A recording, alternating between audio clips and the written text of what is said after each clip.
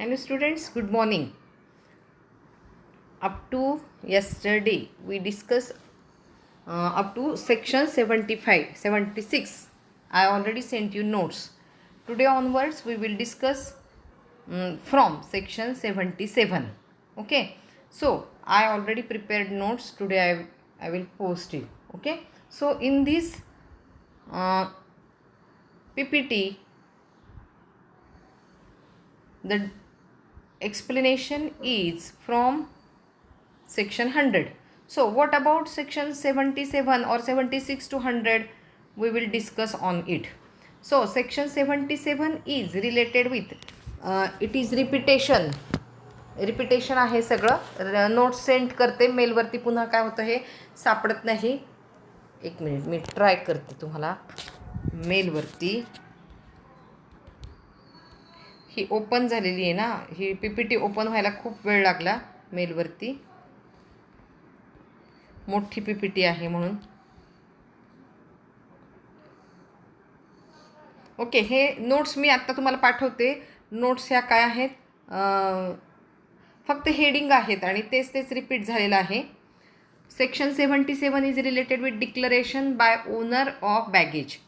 त्यांनी डिक्लेअर केलं की असं असं माझ्या बॅगेजमध्ये आहे आणि त्याचा जर ते प्रॉपर ऑफिसरचा विश्वास बसला तर काय आहे, काही प्रॉब्लेम येत नाही. Then determination section 78 is related with determination of rate of duty and tariff valuation in respect of baggage. म्हणजे काही रेट त्यावेळेस प्रिव्हेलिंग असतील त्या पिरियडला कस्टम ड्युटीचे, तर ते रेट काय होतात, ॲप्लिकेबल होतात. इझी आहे हे सगळं जास्त. Section 79 bonafide baggage exempted from duty. तुम्ही जर बोनाफाईड सर्टिफिकेट दिलं, तुम्हाला कॉलेजमध्ये माहिती आहे बोनाफाईड सर्टिफिकेट काय असतं ते, आणि जर तुम्ही तुमच्या गुड्सबद्दल तुमचं सर्टिफिकेट दिलं आणि प्रॉपर ऑफिसरचा त्याच्यावरती काय झालं की ट्रस्ट बसला की तो म्हणाला ओके आहे, तर काय आहे, it is exempted from duty. डिटेल्समध्ये मी नोट्समध्ये तुम्हाला दिलेलंच आहे. Then temporary detention of baggage, where the baggage of a passenger contains any article which is dutiable or the import of which is prohibited and in respect of which a true declaration has been made under section 77, the proper officer may at the request of the passenger detain such article for the purpose of being turned to him on his leaving India. म्हणजे काय आहे की तुम्ही जर काय सांगितलेलं आहे की जे इम्पोर्ट केलेलं मटेरियल आहे की ज्याच्यावरती ड्युटी बसणार आहे आणि जे प्रोहिबिट आहे, अशा प्रकारचं जर त्या प्रॉपर ऑफिसरचं जर म्हणणं योग्य ठरलं तर काय आहे की तुम्हाला टेम्पररी डिटेन्शन मिळू शकतं. Then regulation section 81 is related with regulation in respect of baggage. मग त्याच्यामध्ये काही रेग्युलेशन्स आहेत, काही रूल्स बनवलेले आहेत. तुम्ही सगळं जे काही मटेरियल आहे जे इम्पोर्ट करणार आहात, एक्सपोर्ट करणार आहात, त्याच्याबद्दलचं डिटेल्स असलं पाहिजे. हे डिस्कशन झालेलं आहे सगळं, म्हणून मी काय केलं, हे डिटेलमध्ये जास्त घेतलेलं नाही. Then providing the custody, examination, assessment हे करू शकतो तो प्रॉपर ऑफिसर. देन ट्रान्सशिपमेंटच्या बाबतीत पण सगळं झालेलं आहे, त्याच्याशी रिलेटेड 81 आहे. मी अगदी नोट्स सगळ्या प्रॉपर तयार केलेल्या आहेत आणि छान टाईप केलेल्या आहेत, त्या तुम्हाला मी सेंड करते. Section 82 is related with label or declaration accompanying goods to be treated as entry. तुम्ही ज्या पद्धतीने लेबल लावलेलं आहे बघा, म्हणजे in the case of goods imported or exported by post. आता पोस्टाने जर तुम्ही ते पाठवणार असाल तर त्याच्यावरती जे लेबल आहे, डिक्लरेशन आहे, त्यावरती जे काही तुम्ही तुमच्या गुड्सचं डिस्क्रिप्शन लिहिलेलं आहे, क्वांटिटी लिहिलेली आहे, व्हॅल्यू लिहिलेली आहे, आणि मग ती काय धरली जाईल, ती ग्राह्य धरली जाईल आणि according to that custom duty charge होईल. Then section 83 is related with rate of duty and tariff valuation in respect of goods imported or exported by post. मग पोस्टाने जे काही गुड्स तुम्ही इम्पोर्ट किंवा एक्सपोर्ट करणार आहात त्याबाबतचे रेट काय आहेत की ज्यावेळेस ते गुड्स, म्हणजे समजा पोस्टाने इम्पोर्ट करतायत आणि इम्पोर्ट करता असताना ज्या दिवशी ते इंडियामध्ये येईल त्या दिवशी जो काही रेट प्रिव्हेलिंग असेल त्या रेटनी कस्टम ड्युटी चार्ज होईल. ज्या दिवशी तुम्ही एक्सपोर्ट करणार आहात त्या दिवशी जो काही रेट प्रिव्हेलिंग असेल इंडियामध्ये त्या रेटनी काय होईल, कस्टम ड्युटी चार्ज केली जाईल. अशा पद्धतीचा हा सेक्शन काय होता, 83. Now section 84 is related with regulations regarding goods imported or to be exported by post. आणि तेच रूल पुन्हा काय झालेले आहेत, रिपीट झालेले आहेत, दिलेले आहेत मी तुम्हाला लिहून. Then section 85 is related with stores may be allowed to be warehoused without assessment to duty. Stores may be where any imported goods are entered for warehousing. तुम्ही warehouse ठेवणार आहात and importer makes and subscribe to declaration that goods are to be supplied as stores to vessel or aircrafts without payment of import duty. Under this chapter, the proper officer may permit the goods to be warehoused without the goods being assessed to duty. हे सगळं proper ऑफिसरवरती depend आहे आणि त्याच्या डॉक्युमेंटेशनवरती depend आहे. Section 86 is related with transit and transhipment of stores.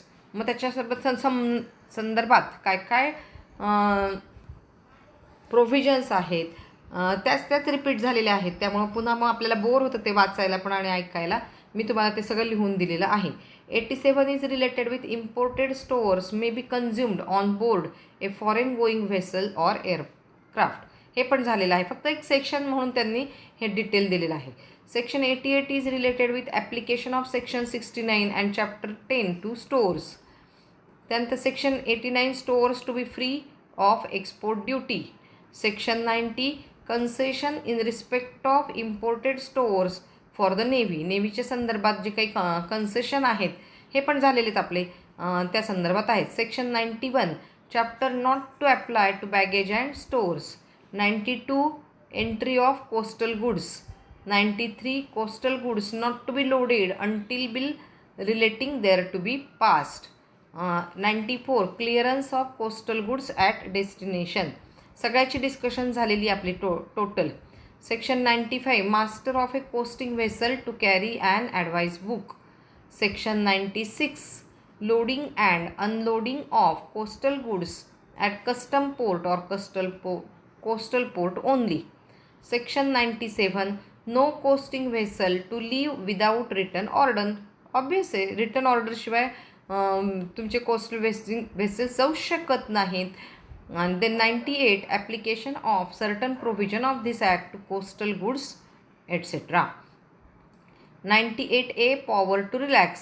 99 power to make rules in respect of coastal goods and coasting vessels. And sections 100 is power to search suspected person entering or leaving India. Okay, तर हे 100पर्यंत झालेलं आहे. त्याच्या notes इथे PPTमध्ये ते नव्हत्या, मी त्या notes केलेल्या आहेत आणि ह्या नोट्स मी तुम्हाला पाठवून देईन. ओके, नाव आता ही PPT आहे. PPT जरी असली तरी मी नोट्स तयार करणार आहे सेपरेट आणि तुम्हाला सेंड करणार आहे. ओके, आता फक्त with the help of this PPT we will discuss. आता आपण डिस्कस करूयात की सेक्शन 105 काय आहे, पॉवर टू सर्च प्रिमायसेस. हे तुम्हाला हेडिंग माहिती असली पाहिजे. इंटरनल मॅटर काय आहे तेच रिपीट होतात. देन सेक्शन 106 काय आहे, power to stop and search conveyance. Then section 16A power to inspect. झालेलं आहे आपलं की काही इन्स्पेक्शन कसं करू शकतात, काय करू शकतात proper officer. Section 107 power to examine person. त्या पर्सनचं पण पर्सनल चेकिंग करू शकतात. Section 108 power to summon persons to give evidence and produce documents. याच्याशी रिलेटेड आहे. 1110 सीज ऑफ गुड्स किंवा seizure of goods documents and things. जप्त करण्याच्या संदर्भातला सेक्शन 110 आहे. Then perishable goods seizure can be disposed of during seizure. खराब होणारे goods ते काय करू शकतात, डिस्पोज करू शकतात. सगळं डिटेलमध्ये याच्यामध्ये दिलेलं आहे. 110A हे पण आहे. आता बघा सेक्शन इथं काय आहे, कॉन्फिसिकेशन अँड पेनल्टी हायलाइट्स. आता सेक्शन 111 काय आहे, dutiable or prohibited goods unauthorised goods याच्याशी रिलेटेड आहे. मग ह्याच्यामध्ये पुन्हा काय येतं, import export routes, landing space, clearance from warehouse, custom area, concealment हे सगळं. त्यानंतर contrary to baggage rules, undervalued, less duty paid by wrong notification, classification etcetera. Okay, बरं, आता हा चॅप्टर नंतर काय आहे की 114A पेनल्टी काय आहे झालं आपलं discussion. Double duty with interest द्यावं लागतं. If duty interest penalty paid within 30 days of determination 25% of duty and interest. बरोबर, हे सगळं झालेलं आहे. आता यानंतरचं जे आहे सेक्शन 115 कन्व्हेन्स अँड कॉन्फिसिकेशन. मग याच्यामध्ये काय आहे की हा section related to altered for concealment, thrown goods over board, ask to stop but disobeyed, याच्याशी सगळं रिलेटेड आहे. Conveyance entering India has substantial goods missing. Then section 117 penalties for contravention. Section 118 confiscation of packages and other contents. Section 119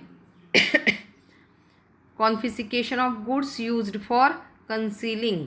Section 120 confiscation of smuggled goods notwithstanding and change in form etc. smuggled goods. Section 121 confiscation of sale proceeds of smuggled goods. ठीक आहे, तर इथपर्यंत आपण 121पर्यंत घेतलेलं आहे आणि त्याचे notes मात्र मी तुम्हाला सगळ्या डिटेल्स देते, कारण रिपिटेशन होतं, सांगायला पण बोर होतं आणि मग काय होतं की हा प्रॉब्लेम येतो. ह्या नोट्स मी आज तुम्हाला पाठवून देते, हा व्हिडिओ पाठवून देते, तो पहा आणि पुन्हा अभ्यास करा.